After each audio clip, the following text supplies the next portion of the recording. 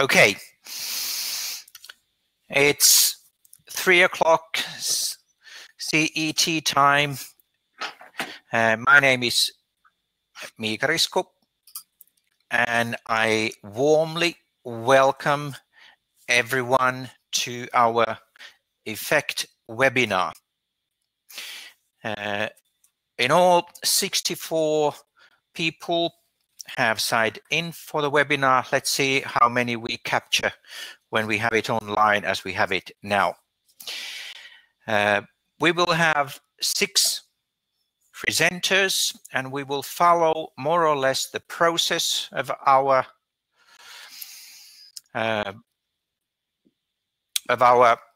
EFFeCT process.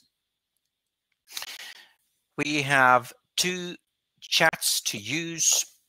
There's one which is general one, and regarding this chat, while the presenters present, I would ask all the attendees to write their comments or questions to the presenters in the general chat. And please make clear to which presenter you would like to have your comment or question to. The general chat will be followed by Matti Pennanen, and at the end of this webinar we will have around 20 minutes where Matti will present the comments and questions to the presenters to reflect on, so you will get answers to your questions and reactions to your comments. And we are ready to start. So I wish one more time everybody warmly welcome to our webinar, and enjoy the presentations and the work that we've done in the EFFeCT project. And we will continue by introducing the whole project, and that will be done by Katalin. And I will be using first names because during the project time we've grown up into a family. And now we are as a family here together too. Katalin, the floor is yours.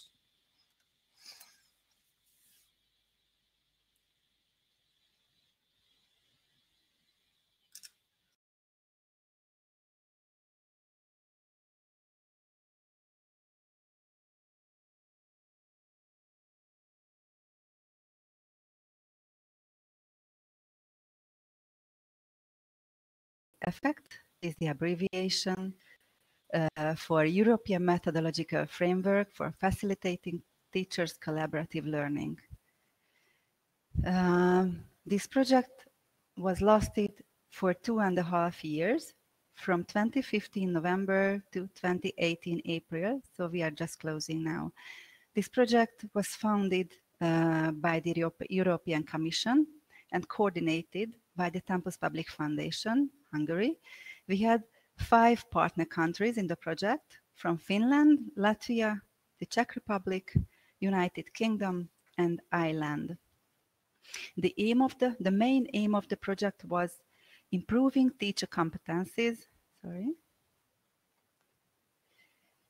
in order that they can adapt to 21st century needs to provide better learning opportunities for all students. For this aim, we would like to facilitate policy development and well-evidenced innovative improvements related to teacher learning in the future. To reach these aims, we followed the following project approach. We started in a research phase where good practices were identified in every partner country. After analyzing these good practices, a development phase has been launched, where a draft methodological framework was produced. And in the pilot phase, it was tested, and the main characteristics and key determinants were piloted within learning groups and through professional programs. 3 of the partner countries collected feedbacks on the draft methodological framework through national workshops. Let's move on. The main outcome of the project is the methodological framework itself, which is a guide for collaborative teacher learning, and it aims at providing theoretical background for all professionals and practitioners who are engaged in collaborative teacher learning. It will be visualized in an ebook format on the EFFeCT website, which can be seen in my slide, at the bottom of my slide. There are other main outcomes of the project. There's a resource pool produced which aims at inspiring collaborative teacher learning process in a practical way. A glossary where you can read short explanation of collaborative learning, key terminology, and a library where you can read all the documents related to this topic and to EFFeCT projects.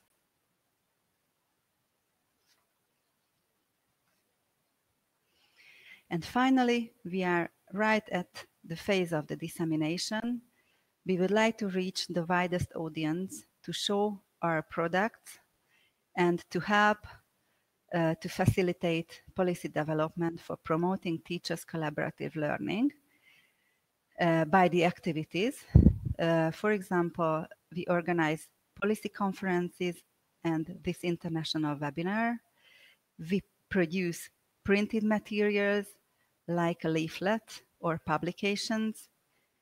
And of course, we publish our news on our newly produced webpage and on newsletters. Thank you for your attention, and I'm coming back to show you our newly produced webpage later. Goodbye.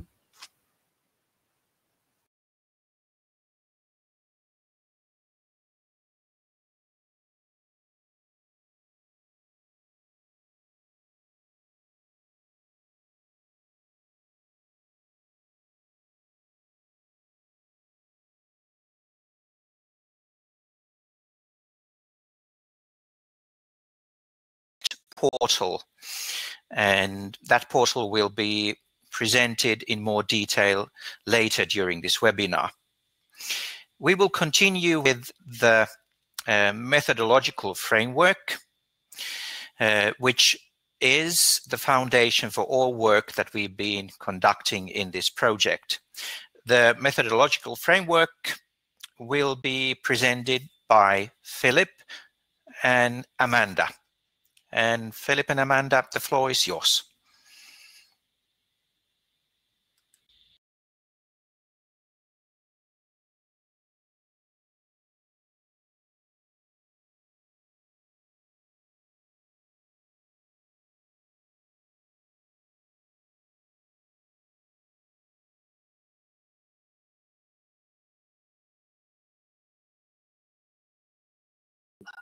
That Kathleen was just talking about. As we heard, the EFFeCT project aims to inform and inspire policymakers and practitioners about collaborative teacher learning. It wants to help enable teachers across Europe to develop and improve ways of advancing their professional learning through their own collective agency and networks. Its outcomes are intended to help policymakers at national, regional and local levels to support collaborative teacher learning. So let's think about the first question. What do we mean by collaborative teacher learning? Our definition in the project has been developed and evolved through the project's work. So this is where we are now in thinking about collaborative teacher learning. We define it as teachers working together through purposeful processes of interaction intended to advance teachers' learning based on participative and inclusive values and a commitment to expansive rather than test-led or performative conceptions of learning. So in what I'm going to explain as I go through this presentation, that will give some idea of what feeds into this overall definition.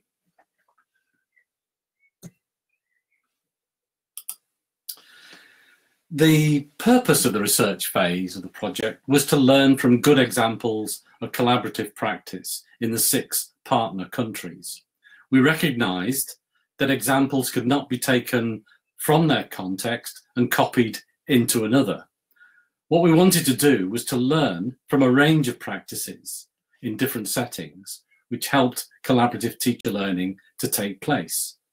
The intention was to identify and study cases of such practices in the 6 partner countries. The aim then was to distill what was learned from these cases and present this in the form of principles that would be useful in guiding collaborative teacher learning. These principles could be interpreted and adapted according to the purposes and needs in different contexts. Alongside the principles, detailed accounts of cases are to be made available, giving insights into what these principles mean in practice and the variety of forms and processes and the experiences and outcomes of collaborative teacher learning.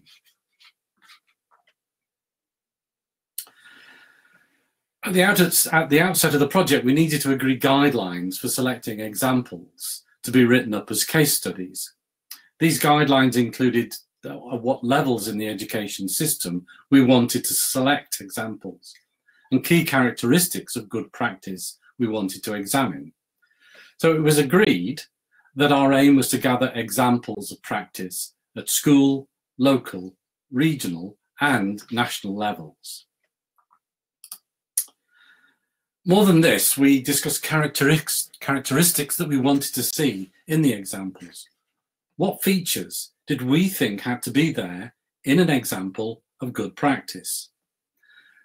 Our thinking on this was informed by research literature on collaborative teacher learning and distributed leadership involving teachers. And it included literature on critical thinking concerning the aims and values of collaboration. The research literature we examined highlighted a number of themes. For example, different perspectives on professionalism, such as the contrast between managerial and democratic professionalism, the rarity of collaboration which asks searching questions about pedagogy and values, and factors that have been found to be significant in teachers collaborating effectively. Such factors include the extent to which collaboration is embedded in the institution and the daily organisation and the culture of the school. So 4 characteristics were agreed upon. The examples of good practice that we sought had to show some degree of the features that you can see on the screen there. The first is participative professionalism, a democratic model of professionalism in which teachers exercise agency and they co-lead innovation and work with others collegially. Deep level collaboration, that's collaborative activity that is nourished and sustained by cultural and institutional features such as shared expectations, strong collective identity, shared visible learning, which encourages critical reflection, and forms of regular meetings, collective events, and ways of organising group working that make space for collaborative teacher learning. So deep level collaboration is about the institutional and cultural roots and supports of collaboration. Equity, the furthering of equal opportunities for learning, mutual respect and participation, and tackling the negative effects of unjustified socio-economic inequalities. And then deep learning, learning that includes development of all our human capabilities, cognitive, affective, practical, the ethical side of learning, social capabilities, and that includes the capacity for critical thinking, as well as a sense of autonomy and belonging.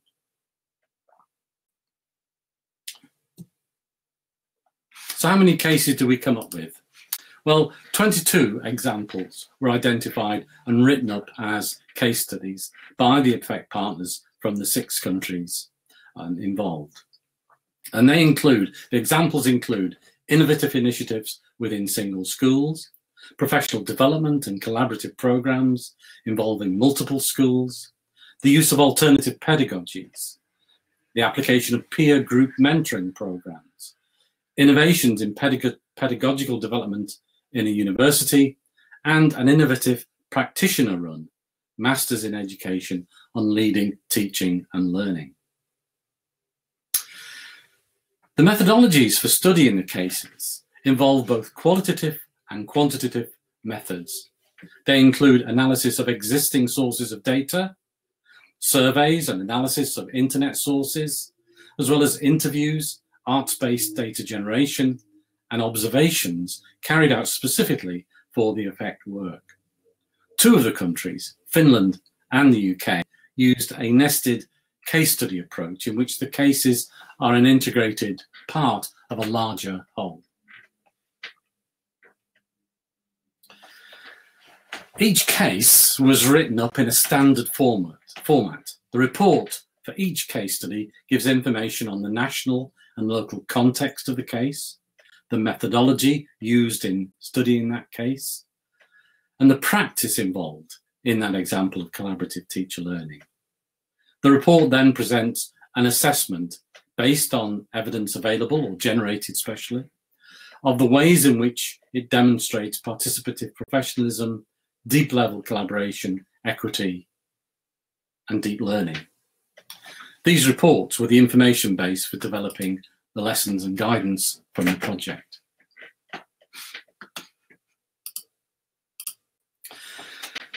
A comparative analysis was undertaken of the cases, looking across the reports.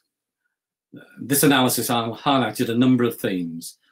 The themes included the importance of decentered agency, that is, developing the capacity amongst teachers and others involved for identifying problems to tackle, taking initiatives and leading change, instead of relying solely on senior figures to drive change in innovation. Institutional arrangements that support collaboration, which might include partnership forums or planned stages of development in collaborative practice. Cultural supports, and by this we mean shared values and goals, and the bank of ideas and stories of practice that teachers can draw upon. An overt commitment to equity. The shared creation of a collective professional identity as agents of change. And finally, teachers developing critical, independent thinking.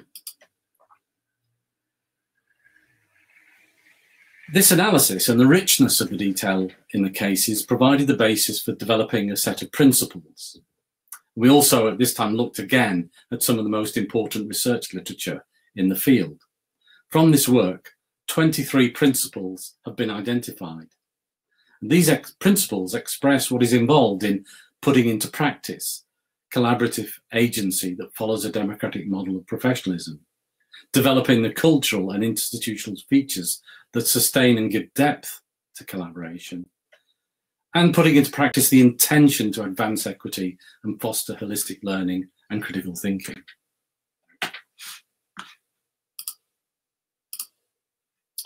I'll finish here with an example of one of the sets of principles which is shown on the slide, and these relate to participative professionalism.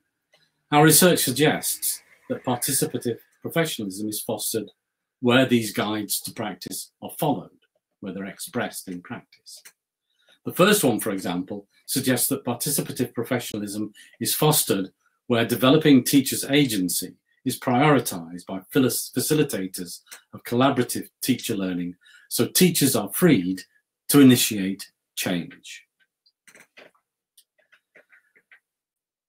The principles and the cases that underpin them are not intended to be slavishly implemented.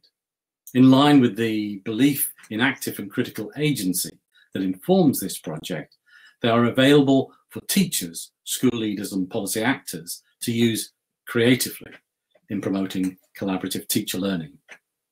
And with that, I'll finish my presentation and hand back to Mika.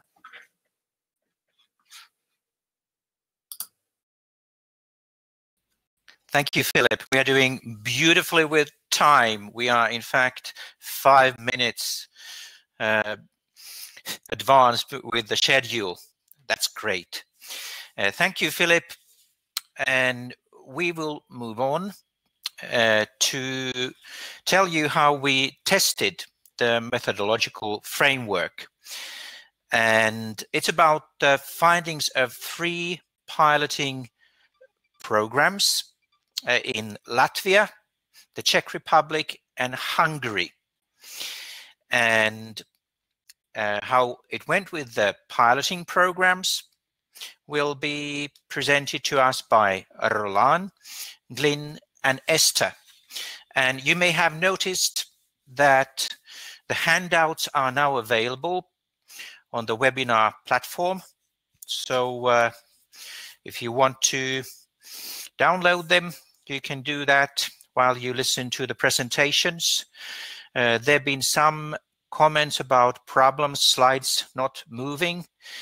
It may be because of the internet connection.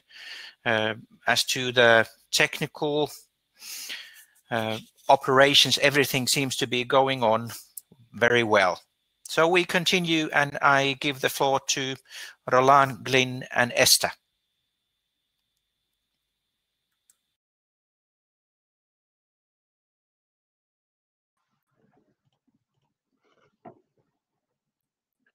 Good morning to everyone already. Good afternoon from Latvia. So, and this is about our experience in piloting the methodological framework in Latvia. So, as to start, we should mention that there were 4 public schools involved in the piloting the methodological framework. So we had Brocēni Secondary School, Jelgava State Gymnasium, and Tirza Primary School, and Erdli Secondary School. And there were 2 coaches or trainers who did their work together with the schools. So Professor Oganesiana and me. And we had also external evaluator from the University of Latvia who was following over the work that we undertook throughout the project and throughout the piloting.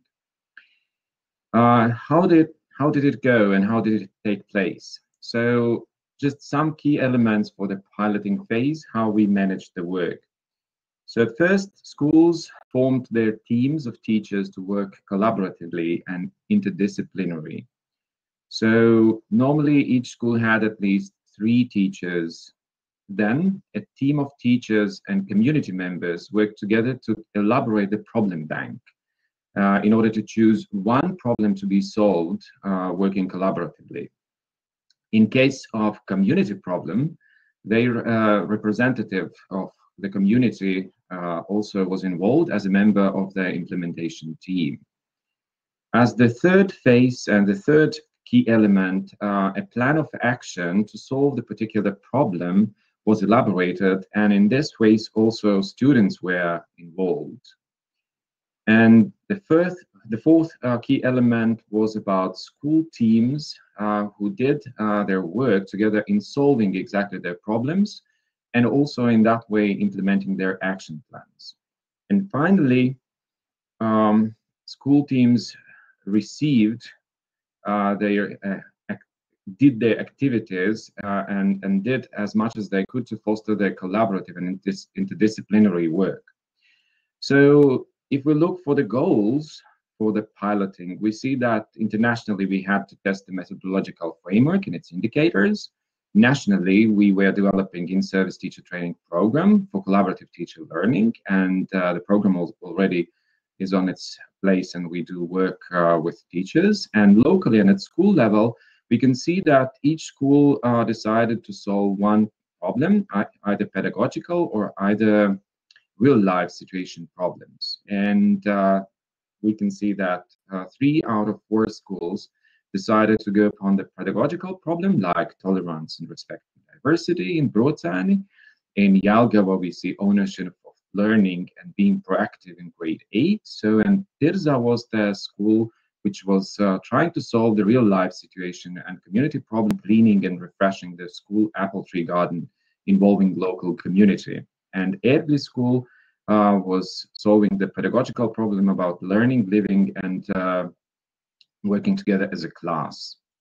So you can see some of the pictures just highlighting the work that was done in schools.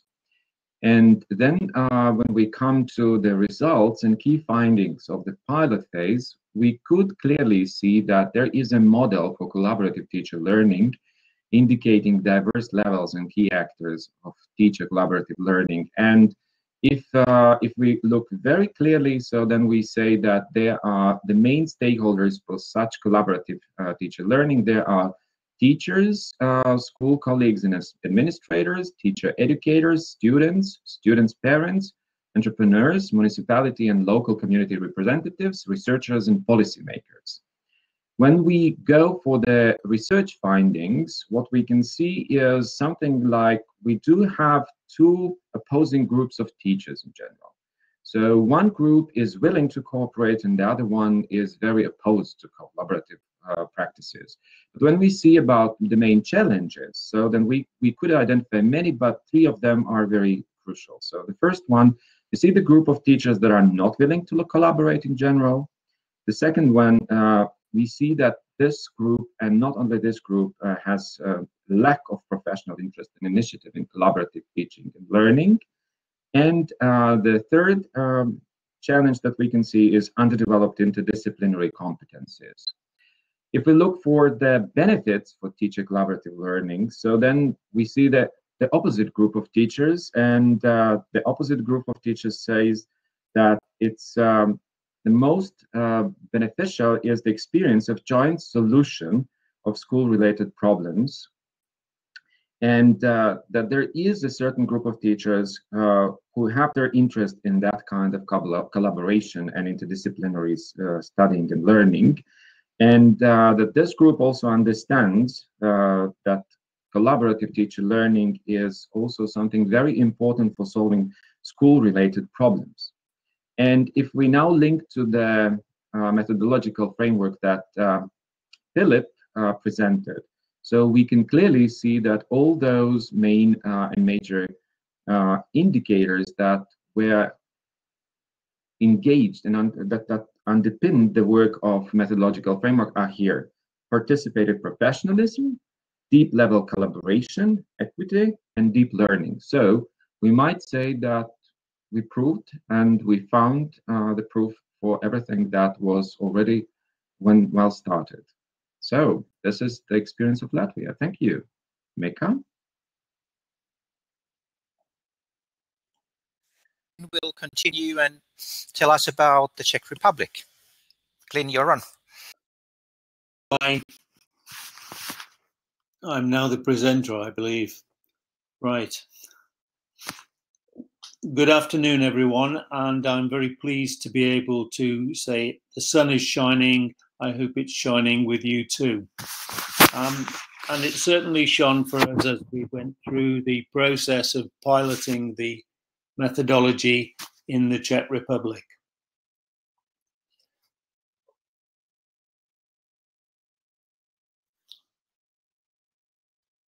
In piloting the methodology, I have outlined the essential 5 W's with the H there. Who was involved? Well, certainly the National Institute for Continuing Professional Development, that's Národní institut pro další vzdělávání. There were 2 facilitators who were involved, and we'd elected to use mentoring of newly qualified teachers as the process. So we had 2 facilitators, 2 researchers, 16 mentors, 16 mentees. And it was an introductory set of 6 seminars / workshops on mentoring. Why? Collaboration opportunities and for the professional support of newly qualified teachers and their mentors. In the Czech Republic, currently, there is no mandatory support for newly qualified teachers, And so it is perhaps au hasard if a Czech newly qualified teacher gets a mentor. It was a politically appropriate moment with regard to the teaching profession and its development in the Czech Republic, where a new set of standards had just been established. However, politics in the Czech Republic, as elsewhere, are not guaranteed to any degree of certainty, except the uncertainty that arises from politics. It took place in the National Institute's headquarters in Prague and the Automobile Club of the Czech Republic. And I mention that because it's important later on. And it took place, the program took place from November 2016 to May 2017. There was collaboration in design and planning of the program, basically feeding off the principles that we had established in the research that Philip and Roland have referred to. And it arises entirely from the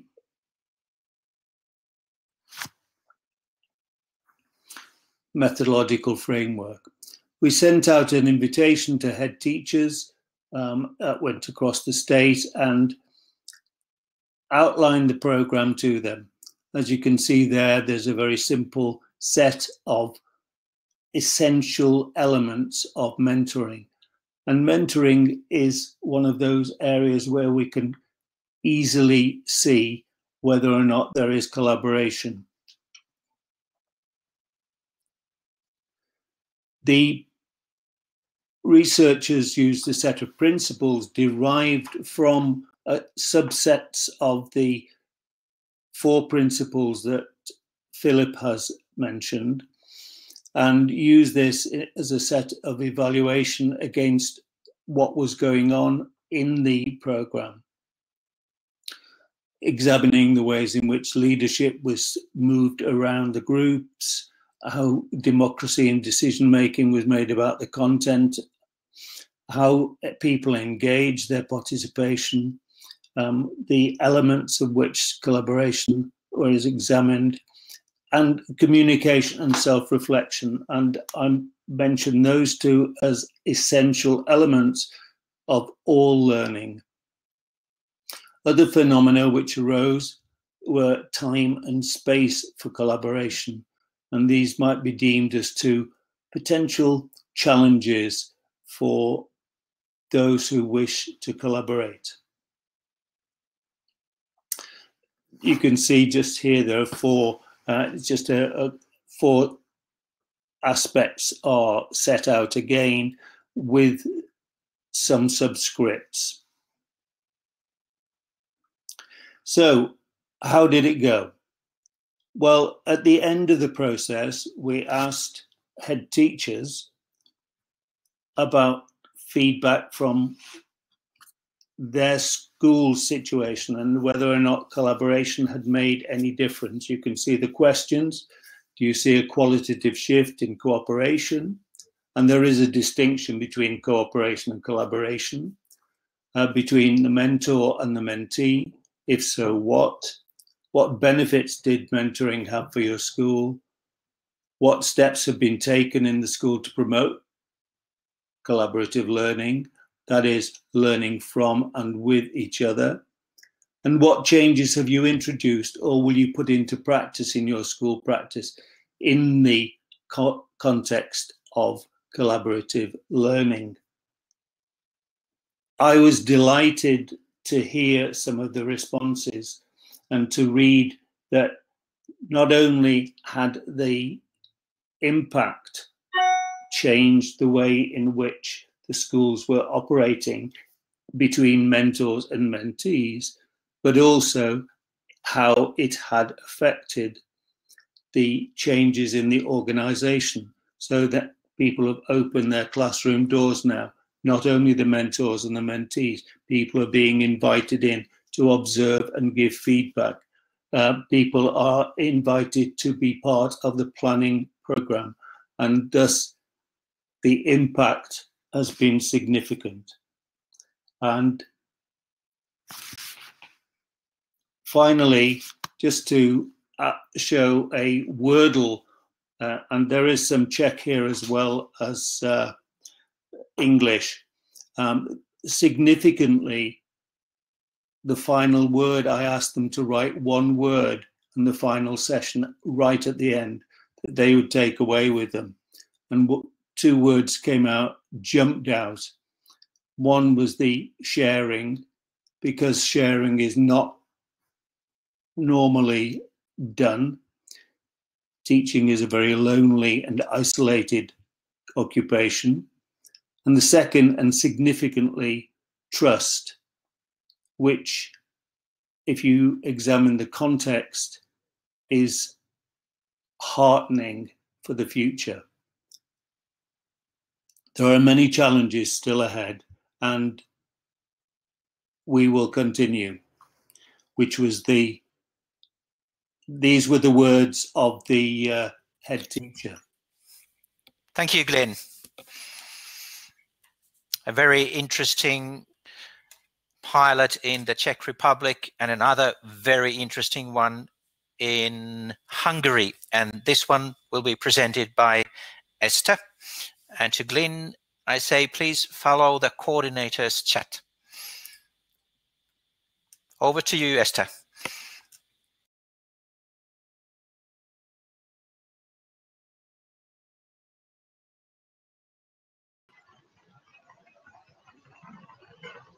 Okay, can you hear me? Okay.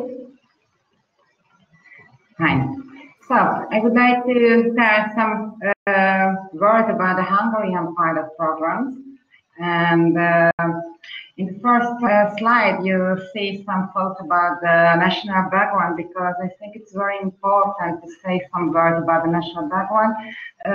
In Hungary, the collaborative teacher learning is a new concept. There were some surveys which highlighted that among the Hungarian teachers, the professional collaboration is not very rare. It's very rare, and only a kind of coordination type is usual. So we have a lot of fun at the beginning of the project, and we did it.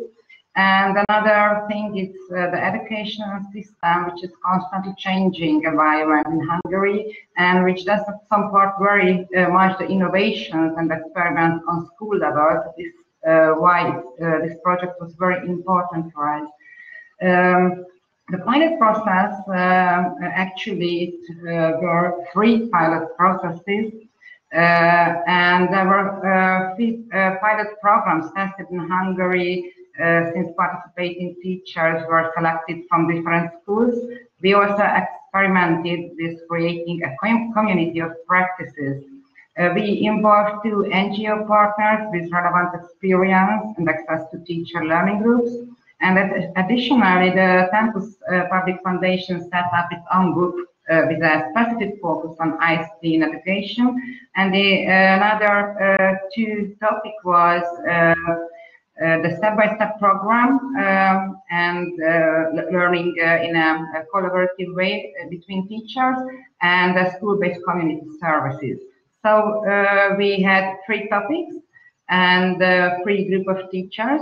As a result, it was certain that teachers in each group with a common interest cooperate, even if they do not know each other. In line with our previous knowledge and our research results, in the first year, education system, school culture, and attitudes of teachers and other professionals current across Hungary miss some of the implicit prerequisites tacitly integrated in the elaborated methodological framework by the partnership at the beginning of the pilot program. The approach introduced and the understanding of collaborative teacher learning better fit in with the Anglo-Saxon or the Finnish model, where cooperation and collaboration are deeply rooted in culture. But we realize that the given approach assumes a kind of basic level from where the described process can start. So in Hungary, reaching this basic level, I mean, getting to know more about CPR would be an improvement or first good result. Therefore, the practice of collaborative learning has to be started with sensitizing exercises towards new approaches. So during the pilot processes, we had a bilateral meeting where we received a great deal of the support from the Irish partner that helped us a lot. After introducing to them the Hungarian system, our defined local goals, and inviting them to a workshop in Hungary, they summarized their opinion in 5 points, which are undoubtedly crucial to the policy recommendations. The first is that the central council and manager influences the opportunities of teacher learning and the opportunity for autonomy on the part of the heads of educational establishments, and consequently their staff is a basic condition of CPL. The second is the curricular requirements, both in teachers and school heads, have an impact as well. Decisive factors are: what is the focus of national or local requirements, and who takes control of teachers' timetables? The third is the cultural factors, fourth, the attitudes, and fifth, knowledge. And you can read more about these factors on the web page and in the EFFeCT papers. So next is the methodological framework that we tested points out many of the precursors necessary to promote and sustain the acceptance and the lessons learned from the 3 pilot programs in Hungary, and the strengths of our written guide for CPR, and also show the weaknesses from our point of view. And first, the weaknesses that does not define levels and prerequisites of a CPR process, and the applied languages, it's quite scientific. But the strengths are this guide is very complex and not only provides progressive and not only provides definition of collaborative teacher learning, but collect a set of recommendations, good advices, related case study tools and handouts for facilitators. And some more thoughts about the successes and the challenges in Hungary. So, nevertheless, the primary motivation for the participants to take part in the pilot programs were the chosen topic in Hungary, the opportunity to have access to techniques that work well in try something different. Experimental learning and teaching provide proved to be engaging for the teachers. So finally, members of the groups first said that they like the opportunity to learn new methods and techniques that work well in the classroom, but at the end of the almost 1-year process, they spoke more about collaboration and inspiration from other teachers. So evidence of experimental learning and teaching was shown in the evaluation process, and it was also shown that development were possible and the attitudes of teachers could be changed given nurturing circumstances.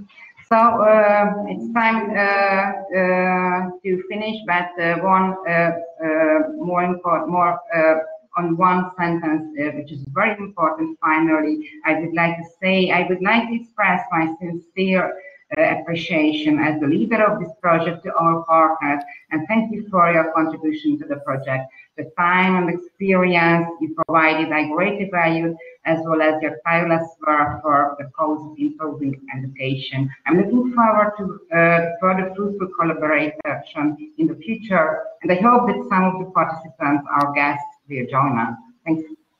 Thank you, Esther. Thank you for the presentation, and thank you for leading and coordinating us so well. We are here now with a webinar, and we will continue with Glenn.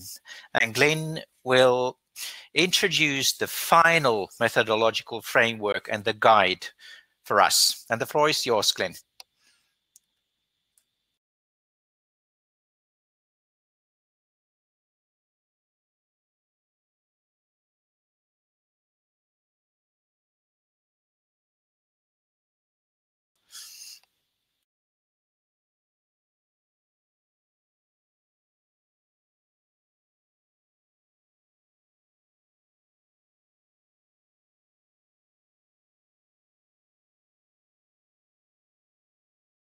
sorry to interrupt you. We can't hear you. Okay. Now we can. Thank you. Okay. Thank you once again. And my next few moments will be to talk through the guide and its structure a little more, and also to introduce the new methodological framework. Poetry has always been an inspiration, and an English poet and writer, adventurer, and traveller wrote, "I keep 6 honest serving men. They taught me all I knew. Their names are what and why and when and who, how and where and who." This was an inspiration for giving some structure to the multiplicity of data, information, and in how we elaborated from the original methodological framework to what I will present to you shortly.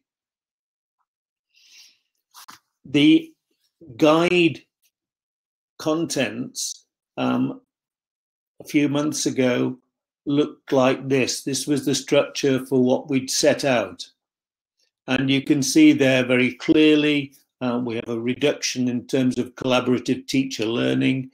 And I would add at this point, we take the view that teacher are those people who are involved in the roles as educators within the schools. But the purpose of the guide is to enable not only teachers, but also those who facilitate teacher learning, whether it be through national institutions, NGOs, or through higher education, or within schools themselves.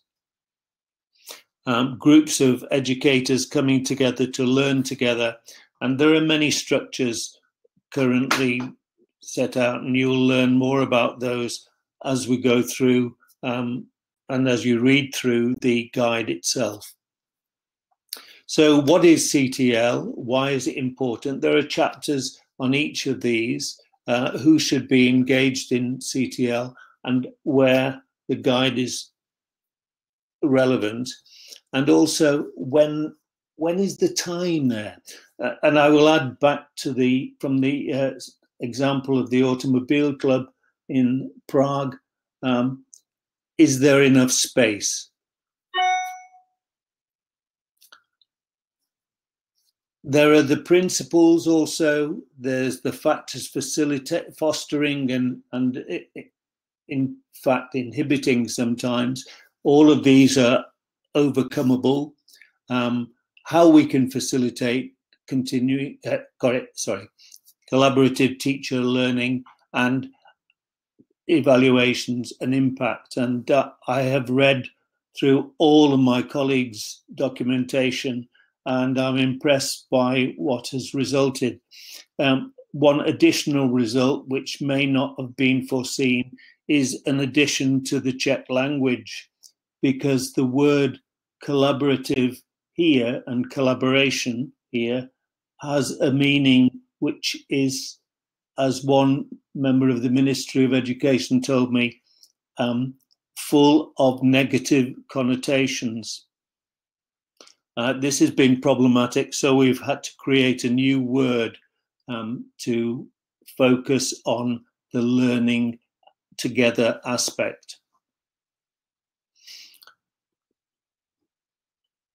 The methodological framework built on and was derived from steps taken during the project, from reflection and reflection on action, learning through action, further research and further reflection, sharing, discussing and analysing, evaluating and co-creating.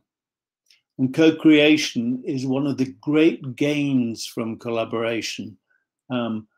We know that when we sit down with one another to discuss an issue, we may each have an idea.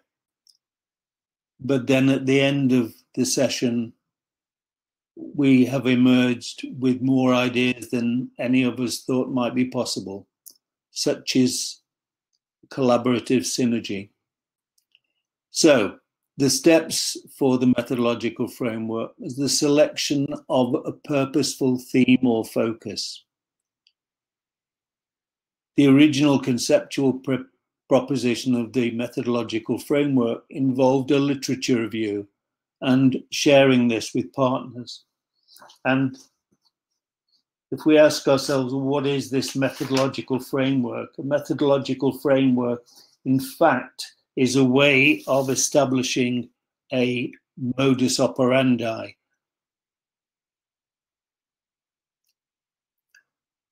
The exemplification which Philip has referred to was there, and we did elicit from that those principles and the sub-elements which enabled us to move forward and progress with our development of the methodological framework.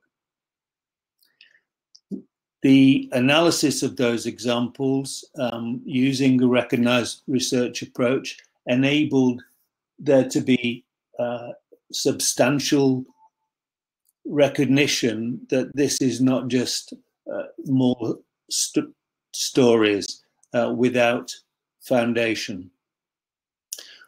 We reconceptualized the original framework and established the core principles. Having piloted those, as you've just heard, not only in the three countries you've heard from, the Latvian, the Hungarian and the Czech experience, but there were also workshops in Ireland, in the UK and in Finland. The issues were discussed. Those were distributed and we analysed the findings.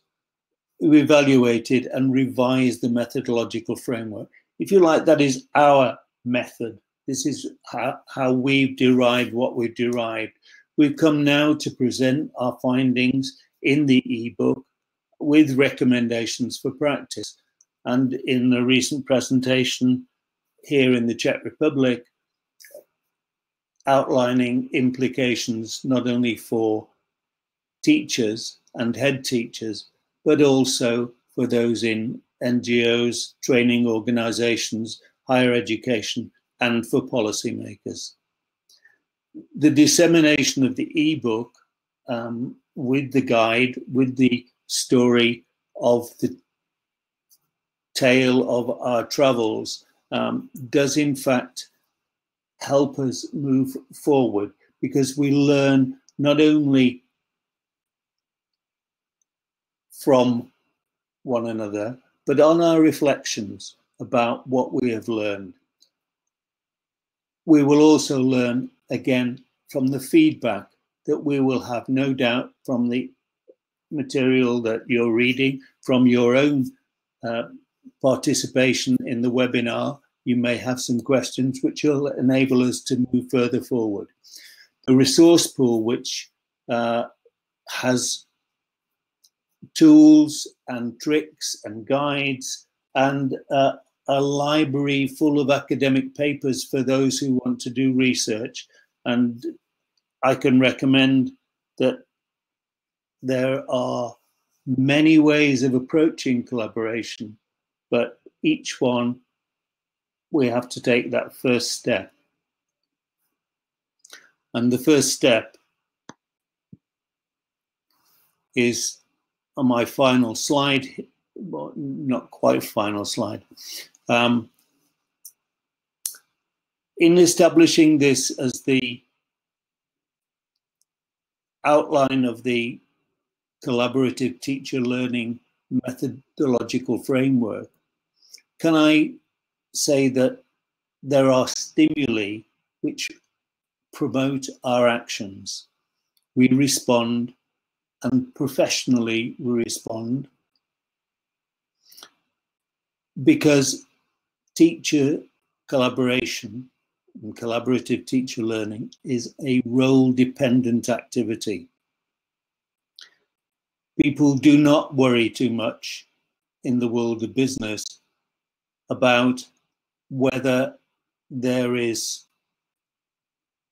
enough resource for somebody else's industry.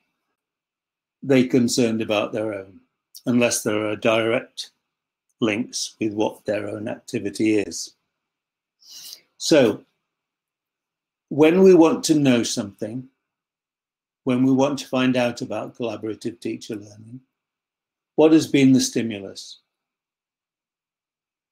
One, and Esther referred to this, the state of the teaching profession is very much an isolated one. We're still largely in cubicles with children and students, separate and away from. A recent piece of research carried out in America said you're more likely to collaborate, ask questions with someone who works in the classroom next to you than you are with someone in another part of the building. This is a wonderful piece of research, and I wish that it were possible to get funding for that in Europe. Just as moving on from the stimulus, which for change and learning leads to change, the stimulus for change can come from PISA, from politicians, or it can come from the curiosity of a child who causes you to ask a question that you don't know the answer to. And so what do you do? What do? You think about it. As a professional, that is your job. You ask the questions: what, why, where, when, and how. And then you seek to find allies. You reflect on that, and you actually develop further. Excuse me, Glyn. I would like to encourage you to have the final words there and give the floor to Katalin. Okay. Sorry to interrupt. I'll conclude now. I'm sorry my timekeeper has run out. Just to say, I will use this final slide to say, one of the Czech participants said, this collaboration, it's all about communication. And she's absolutely right. But I wanted to show here the link between the core competencies as been seen by EU and others and OECD, plus change, plus continuing professional development towards a collaborative learning culture. I apologize for the delay, Mika, but I will just lead in now to Katalin by saying from that initial slide, we now have 6 sets. So we've moved from 4 to 6, and that's all about collaboration and what arises. Thank you. Thank you, Glyn, and I apologize for the strict timeline that we have here. And you did a wonderful work with the methodological framework, and there would be a whole day or week to tell about that. The apologies are mine and not yours. But the floor is Katalin's, and Katalin will introduce the web page to us, and all what have been presented so far and will be presented you can find in the website. Katalin, please, the floor is yours. Thank you for giving the floor back to me. Let me introduce the website of the EFFeCT project. So I continue from there where Glyn stopped his presentation, because this website is actually the main project of the main product of the project, which collects all outcomes, and hundreds of documents were produced during the project's lifetime. This is very user-friendly. This is very simple and well-structured. So let me show you the main page. First of all, on slides, and then I will show you the live web page as well. So the aim was to collect all the materials which can help teachers collaborative learning, and those products can provide guideline for all who are engaged in collaborative teacher learning, for practitioners, policymakers, other European stakeholders. In the horizontal menu bar, the main products are listed, so you can access to all the main products by subpages and subpages. So you can meet the project and the partnership. You can see the ebook. You can click on the resource pool, the library, and the glossary. In the footer, you can see the contact person, and the project partners availabilities. You can also click on other projects web page which are related to EFFeCT project, and moving towards the subpages. First of all, you can see the EFFeCT project introduced. You can learn about the project itself, about the aims and approach, the project partners, and the main outcomes one by one. Moving towards ebook, which is visualized by a guide. It can be read chapter by chapter. You can click on next page or a previous page, so you can move towards clicking by these buttons, or in the vertical bar you can click on the numbered chapters as well. Related contents can help illustrating the text itself. And there's a very good function, a kind of bookmark function. This is where you left off last time and continue reading, or you can choose start at the beginning. In the text, you can see underlined expressions. You can read the explanations of these expressions in the glossary.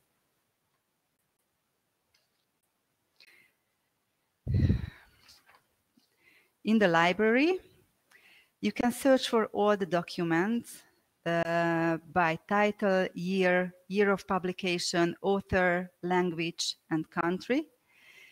There are types of presentations, types of library elements like presentation, or if it's a research paper, a case study, a policy paper, and all are downloadable with short leads. And these are also accessible from ebook as a related content. The aim of the resource pool was to set practical tools and methods which are facilitate collaborative learning of teachers. You can see thematic categories on the vertical menu bar, and you can find resource pool videos, handouts, and practices. And also these are accessible as related content in the ebook. And last but not least, you can find the glossary in green color, which is a vocabulary for the key terminology of the collaborative learning. All of these expressions are underlined in the ebook, so you can search for the expressions and click on them in the text. So I would like to encourage all attendees and participants to click on the EFFeCT.tka.hu webpage, the main page of the EFFeCT project, and check the main outcomes of the project. And now, if I have time, let's share my screen and show you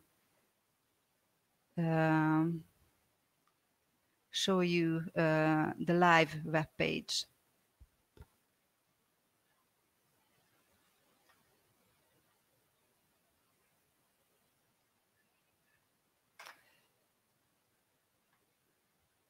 Christoph.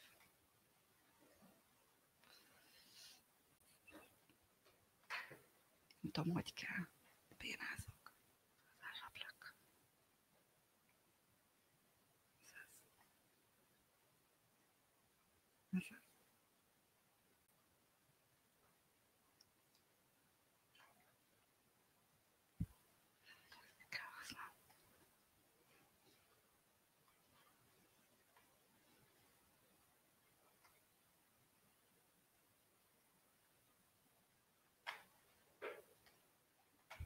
So hopefully you can see now my screen, and let's start from the beginning. As I told you earlier, first of all, in the horizontal menu bar, you can see the main products, the EFFeCT project, the guide, the resource pool, library, and glossary. If you scroll down, you can see a short introduction of the project, and again, the main products and the footer. So let's see, for example, the guide. You can see the chapters numbered here. For example, 2.1, what is collaborative teacher learning? You can see here the underlined text. For example, let's see collaborative teacher learning, which directs you to the glossary. And here you can find the explanation to the chosen expression. Let's go back to EFFeCT project. You can see about the EFFeCT project, the introduction. You can see the project consortium. You can see the aims and objectives. You can find the approach, and you can get here by clicking the words to the project outcomes. Going back to the ebook and going back to 2.1, if you scroll down, you can see related content. The related content supports the text itself. For example, you can see resource pool elements which are in connection with the topic, case study, publication, and EFFeCT paper, which are indicated with different icons. So the different icons can help you find the type of the related content. Let's try the next chapter button. Hopefully it's working. So it's 2.2, again with the expressions. And the previous chapter, go back. Let's see the resource pool. You can see the thematic arrangement. And for example, if I want to find a resource element for tools for facilitating collaborative teacher learning process, I click on this expression and I can see handouts and practice downloadable. I can read this document, or I can see videos from here. And this helps me facilitating collaborative teacher learning. Let's move on to library. These are downloadable documents. You can see the icon here. You can see the author. You can search by the author. You can see the type, if it's a case study or research paper or publication policy paper, and you can search by type. You can see the year of publication, the language, and the country, and search by country and language as the previous ones. And you can see a search function. For example, I type participative.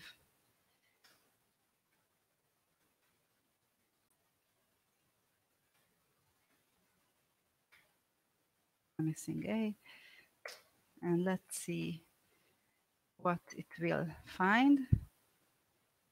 6 documents,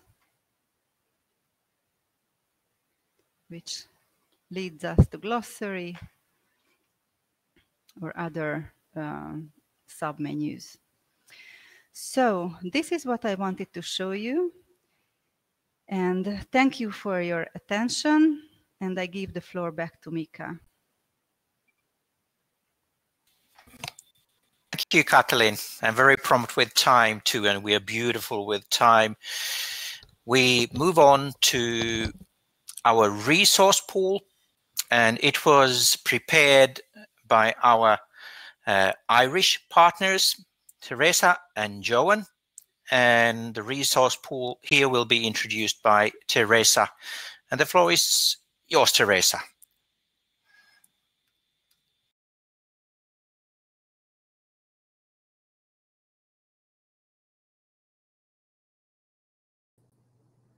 Hello, everybody, and thank you very much, Mika, for the introduction. And good afternoon to you. And I wish to bring you through one element of the resource pool. Now, the resource pool, as you've heard already, is a very rich resource. It has many different elements in it. But today I'm just picking one that you might find useful.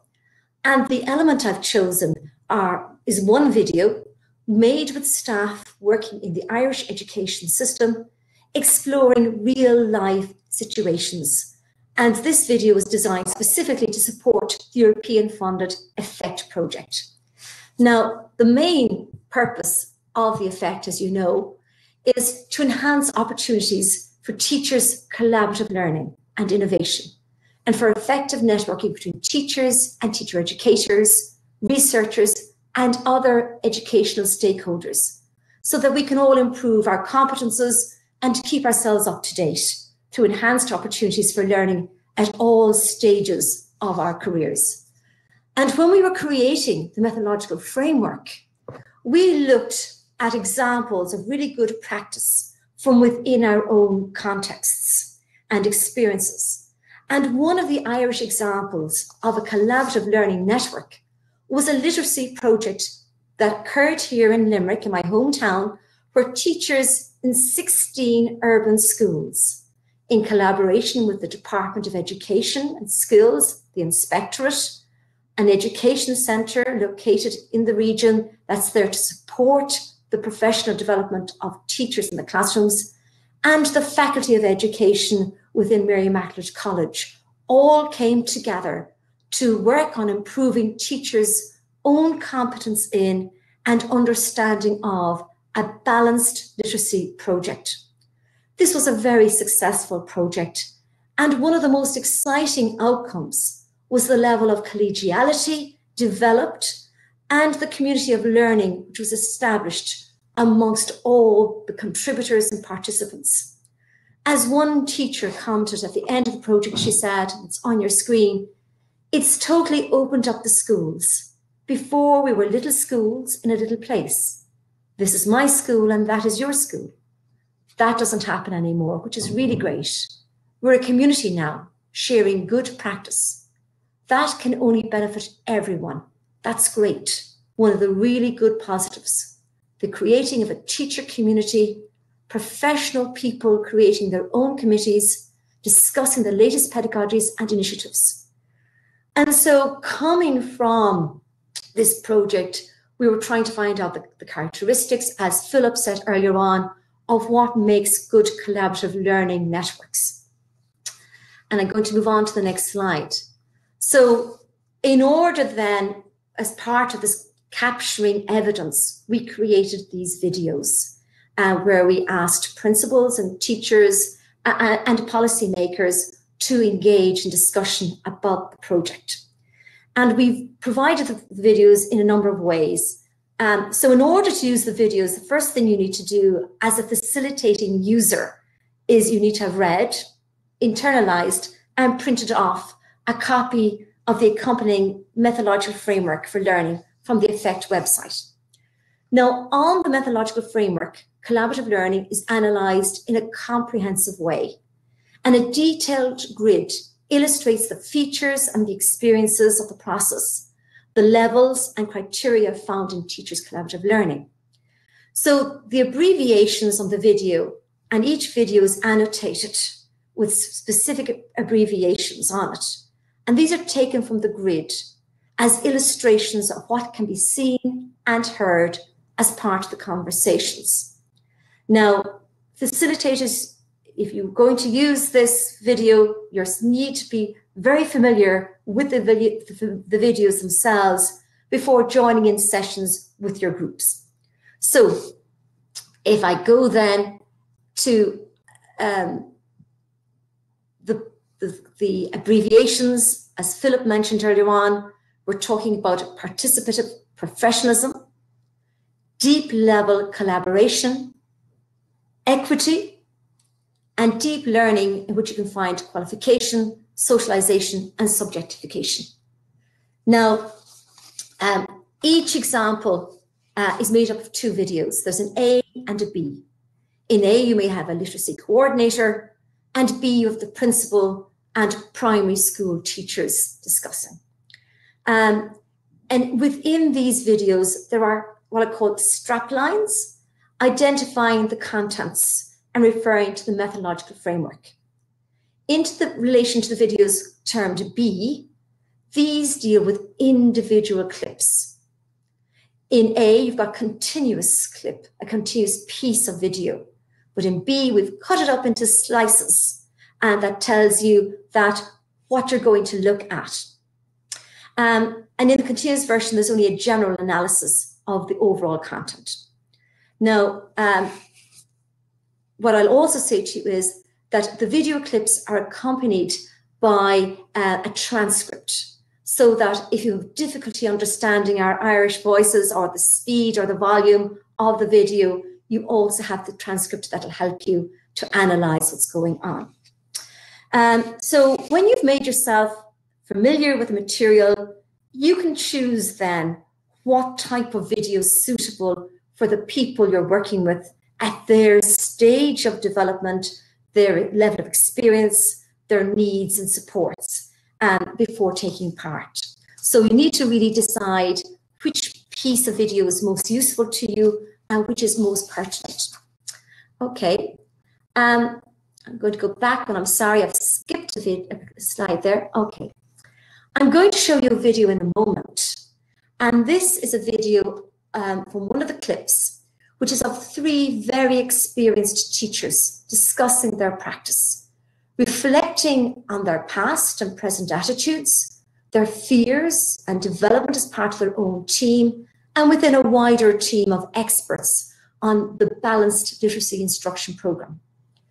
This piece shows participative professionalism, working as a team, deep level collaboration, in that they include the acceptance of other skills while debating and reflecting on their own skills rather than just cooperating.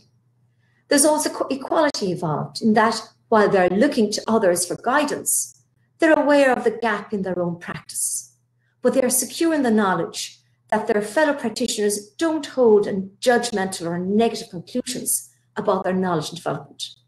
And evidence of deep learning is evident there, in that they're open to change, they're willing to take risks, and to challenge their own perceptions, while at the same time being happy and confident to share both strengths and weaknesses with others. So I hope now I'm going to be able to show you the clip, so bear with me a moment, and I will try the clip right now. door. It's that, and it's open door. It's that, and it's even for us, like you come in and you have this great relationship with the staff members, but you close the door and you go in and you do your thing. Whereas now you can go and you can say, the two reading recovery ladies who are so proficient at what they do, you know, I'm stuck on this, and what do I do? How do I make my group less stagnant? If you're involved in reading groups with children in your classroom, you know who to go to and who to talk to.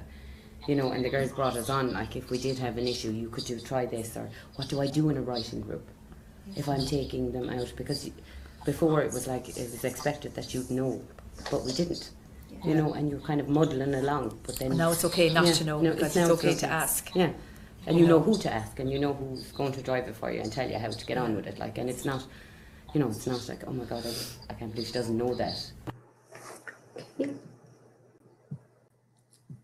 I'm just going back into my video, my PowerPoint. There we are. So when you have a clip like that, you need to consider, okay, how you might use that with your group. So first of all, I'm suggesting consider how much your group knows already about collaborative learning prior to using the material. There are many tools within the resource pack that might be more useful to a group that's at earlier stages in their journey. If you think that your group already has a considerable knowledge about collaborative learning and are ready for it, you might say, okay, again, maybe with the beginning group, watch a longer piece of the video and then ask them just to record what's happening. What did they pick up from it? What are they hearing?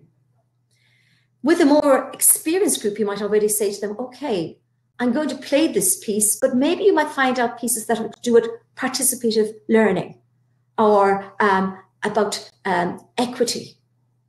And so you might identify some of the characteristics and let the participants view it and then discuss.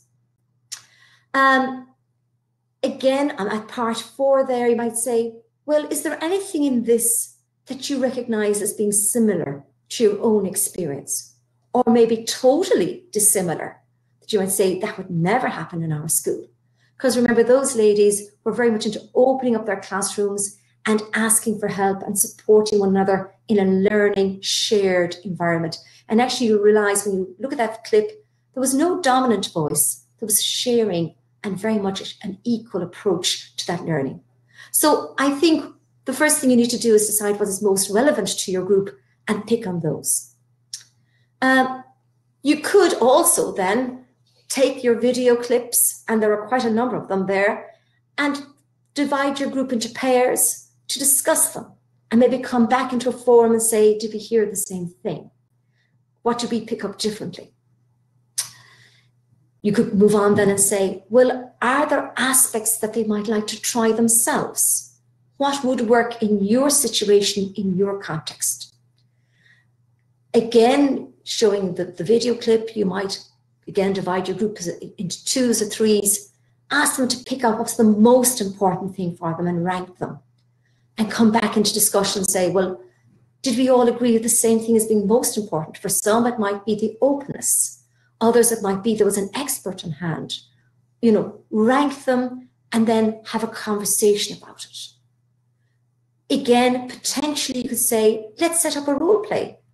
Have a real life situation for you from your own experience, and then work out what might happen in your school.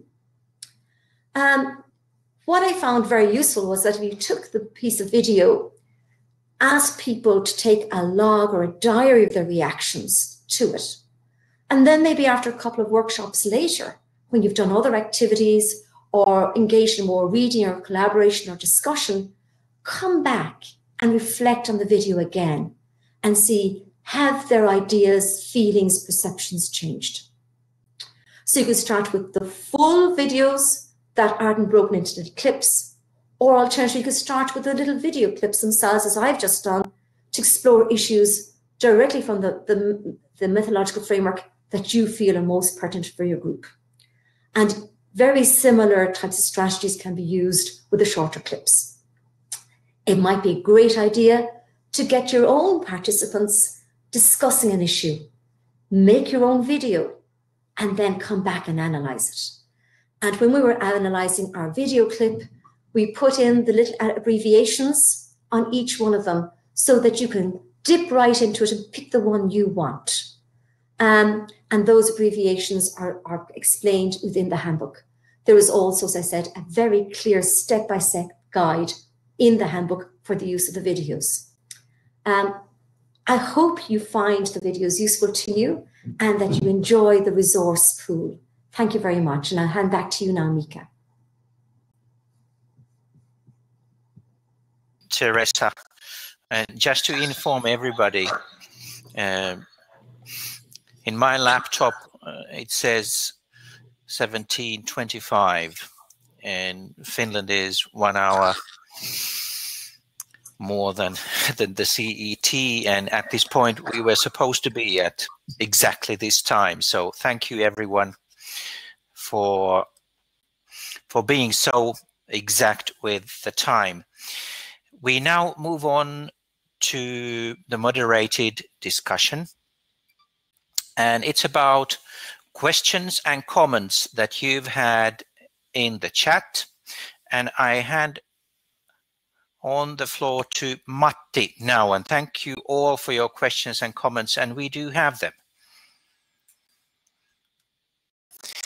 Thank you, Mika, and I would say that there were some comments and also some affirmative nodding among the attendees going during the presentations, but we had this one very good comment from Barbara Savadilova, and I would divide it in two parts. Firstly, addressing to Philip, if you like to open up the issue of context during the good practices. And Barbara's question was that I would like to ask you about how did you reflect of the influence of context in introducing collaborative learning practices? Well, this wasn't exactly the introducing part, but just to hear about from the good practices, how was the context evaluated in that time? Please, Philip.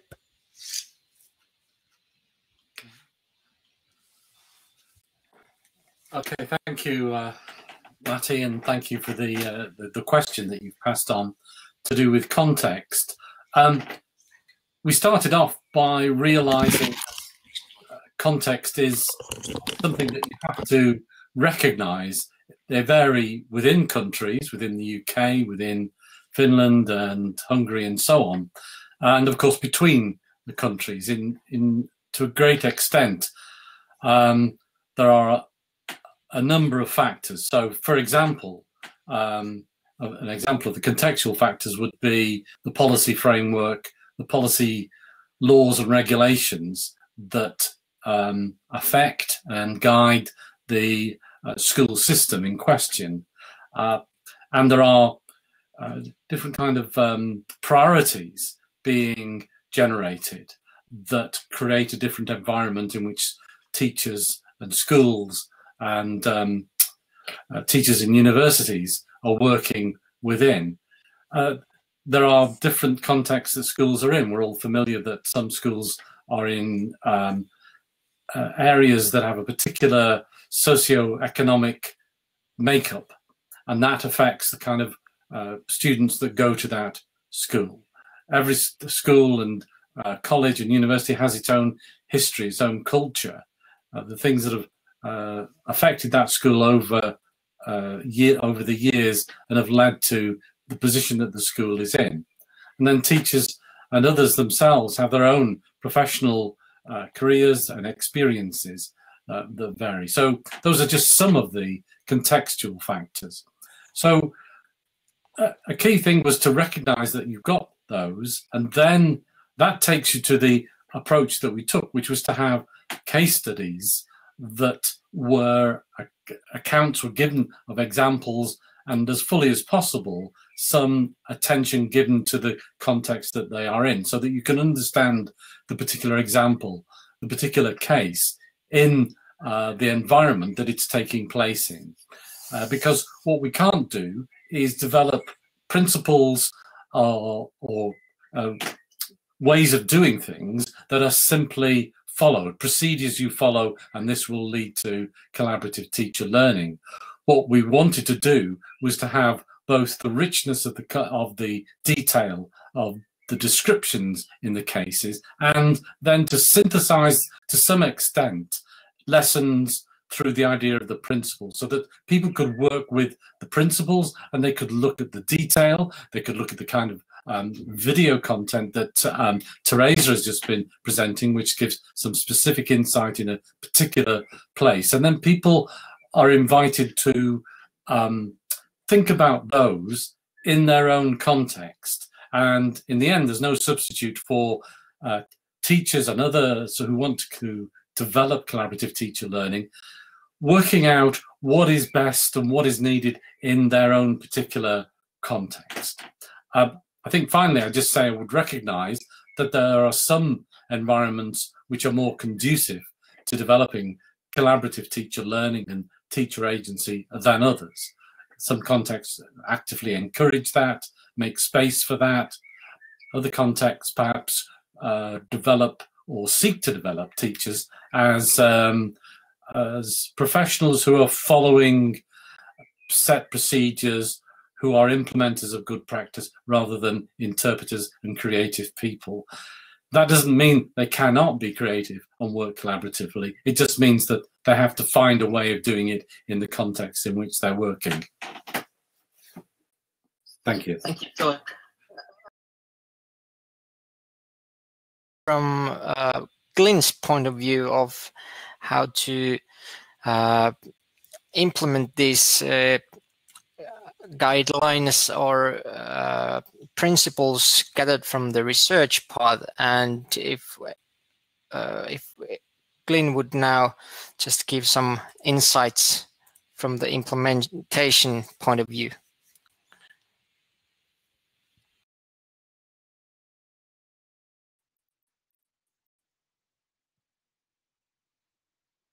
I'm here now. Finally, the implementation of the principles, it's easier if you're in the context where there is a supportive structure around you, obviously. The important thing, I think, is that no teacher who wishes to collaborate should feel that they cannot collaborate. It's simply that they have to find allies first, and they have to find a common cause. And the common cause and common purpose, and I think Teresa's example there where they were focusing on literacy is a good example where they can apply and move both inside and outside the school for their research. That I think importantly, to practice the principles of collaborative learning with teachers, we need not only to pool our own knowledge, but also to look outside, to look for experts within the fields, to look for other agencies who are able to help us come to understand and apply what we come to know and understand through reflection, and then to be able to apply that, because the whole purpose of collaborative teacher learning is to enhance the professional understanding of the individuals and collectively, plus, and most importantly, because it is role dependent, to enhance the learning of our students and to model collaboration. Just a final global point on that is countries within citizens who collaborate tend not to have wars, and that's a good enough reason to collaborate.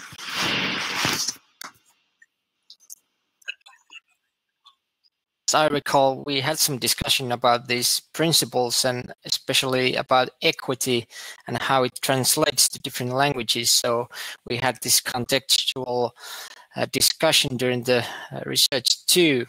And if we turn the discussion in terms of distribution, I would like to ask Kathleen about the website and just to ask you, how would you like to develop the website and what you would like to see on the website in the future?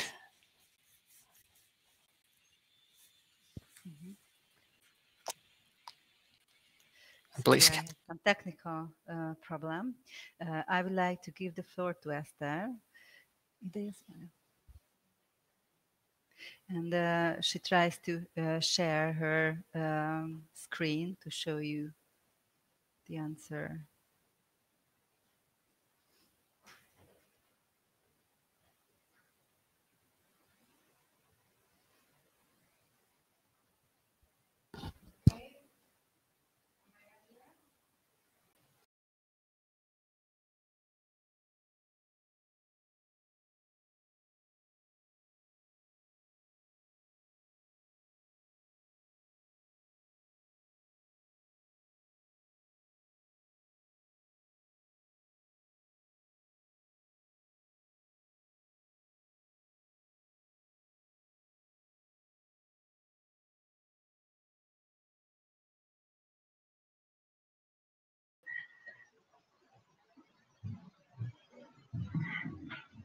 Okay.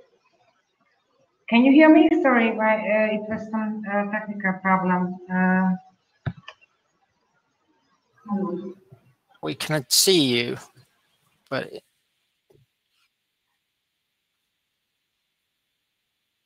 so the cultural factors. So I mentioned earlier to what extent the ethos of sharing or cooperating exists, and of what quality and how accessible is the education support service for teachers counts a lot. So I think, and that's what I would like to show you on the website, and my colleagues try to help me in that.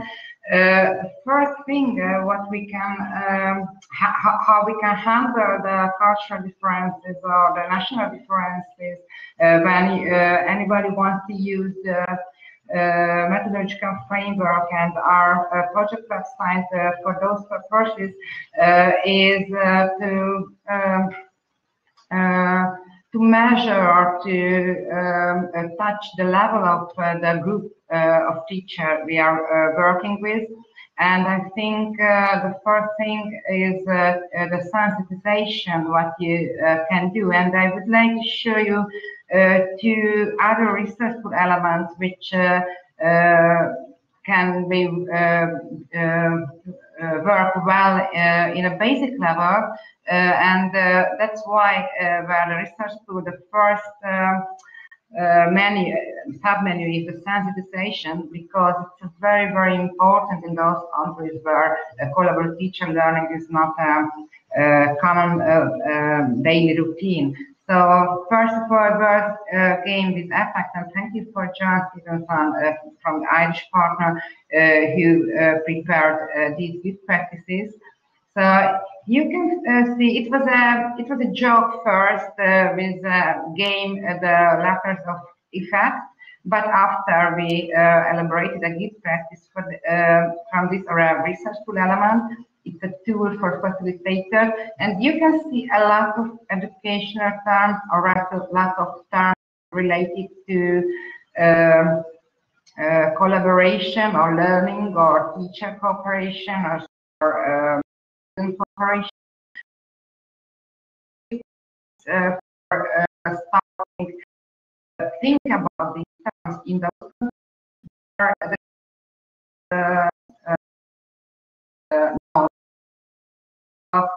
and another one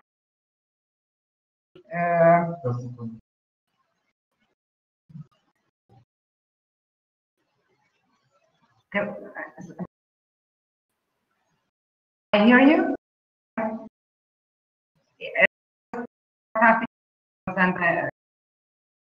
Okay. So Finally, we will upload to the portal a lot of kind of tools I showed you, and we try to collect all ideas and inspire any of the partners and try to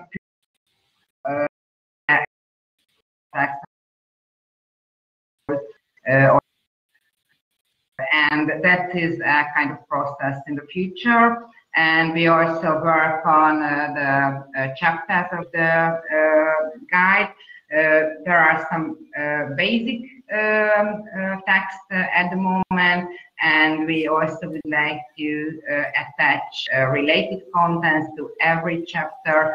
So that's what we are working on. But the first, I think the most interesting pages will be the research tool, where you can find real hands-on and practical tools for facilitators. Thank you, Esther. That was a very good presenting for the website and encouraging us to focus on that on later, so that it keeps alive in the future. I realized there were one attendee saying that she was just interested about collaborative learning, and I would say that constitutes a lot if someone is interested in collaborative learning. And now, Teresa, I would say that ask you that if someone is interested in collaborative learning, what would be the main benefits that he or she gets from collaborative learning?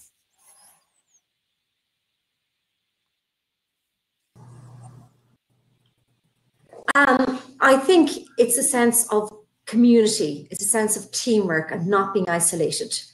And by being willing to say to somebody beside you who is in the room next door, or perhaps in another school, because what we found was not only were teachers collaborating within a school, they were collaborating across schools. And that was new for us, even within a small geographical region. So I think the benefits are of actual, sharing expertise, not feeling isolated, recognizing that the problems are the same next door or in the next school. And I think that's very beneficial for teachers. You get then a sense of confidence. And what we found with teachers was that when other teachers asked to come into their classroom and to watch them teaching and to watch what they were doing, there was a whole new sense of pride in what they were doing in their classroom. So I sense there's a really great capacity to grow professionally. And it really enables you to articulate what you're doing, why you're doing, the rationale for it. And then that sharing allows for, I suppose, comparison, collaboration, discussion, and moving forward together. So I think often in schools, there can be closed doors. And I think this opening up of the doors to one another is very valuable. When we piloted the material, I think it was in Latvia, we started off with the Rocky Road game, which was quite a very gentle introduction to collaboration. But the conversations that came through on that piloting from the teachers who mightn't have had a lot of experience themselves, but who yearned for more collaboration was really insightful. So I think if you have an interest in it, it's just about, as Glenn said, finding one other and then growing that to maybe 2 or 3 and having the courage to say to somebody who you know, who might think just like you, but mightn't have said so, maybe we'd work together, maybe we might collaborate, even if we're not in the same school or the same town even. We might collaborate online, through conversations, chatting, whatever it might be. So I think there are great benefits, and I think it's well worth the risk in trying it.